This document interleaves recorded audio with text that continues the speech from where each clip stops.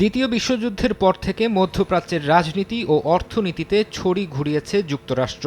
মার্কিন সামরিক শক্তিই ছিল এই অঞ্চলের স্থিতিশীলতা ও জ্বালানি বাণিজ্যের প্রধান গ্যারান্টার। তবে সেই পুরনো সমীকরণ এখন ভাঙতে শুরু করেছে। ওয়াশিংটন এখন কেবলই সামরিক শক্তির জোরে প্রভাব ধরে রাখছে, আর অন্য পাশে বাণিজ্য ও অবকাঠামোগত কূটনীতি দিয়ে নিজেদের অবস্থান শক্ত করে চলেছে এশিয়ার পরাশক্তি চীন।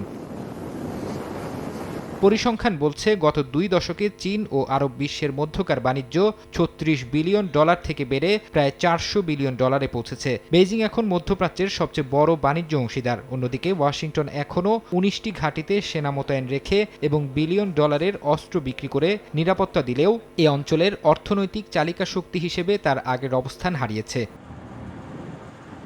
ইরান যুদ্ধ এই বিপরীতমুখী অবস্থানকে আরও স্পষ্ট করে তুলেছে। হরমুজ প্রণালীতে যখন সংঘাত চরম রূপ নেয়, তখন চীনের জ্বালানি সরবরাহ সবচেয়ে বেশি ঝুঁকির মুখে পড়েছিল। কিন্তু অনেকের মতে পরিস্থিতি সামাল দেওয়ার মতো সামরিক সক্ষমতা চীনের ছিল না।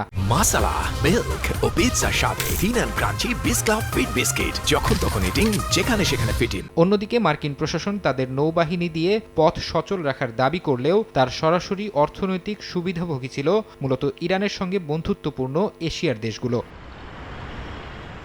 বিশ্লেষকরা বলছেন, নিরাপত্তা এবং অর্থনৈতিক নির্ভরতা সম্পূর্ণ ভিন্ন দুই মেরুতে চলে যাওয়ায় বিপাকে পড়েছে মধ্যপ্রাচ্যের দেশগুলো। ওয়াশিংটনের ওপর থেকে পুরোপুরি ভরসা তুলে নিতে না পারলেও তার নীতি ও প্রতিশ্রুতিকে এখন আর শতভাগ নির্ভরযোগ্য মনে করছে না তারা। ফলে সৌদি আরব, ইরান কিংবা তুরস্ক এখন মার্কিন মধ্যস্থতা ছাড়াই নিজেদের মধ্যে সরাসরি যোগাযোগ রক্ষা করছে। এই নতুন বাস্তবতায় মধ্যপ্রাচ্যে শীতল যুদ্ধকালীন হেলসিঙ্কি চুক্তির আদলে একটি আঞ্চলিক অনাক্রমণ চুক্তি বলছেন অর্ধ শতাব্দী পর মধ্যপ্রাচ্যের নেতারা এখন নিজেদের ভাগ্য নিজেরা নির্ধারণের এক কঠিন মোড়ে দাঁড়িয়েছেন। ফারহাদ চৌধুরী, সময় সংবাদ।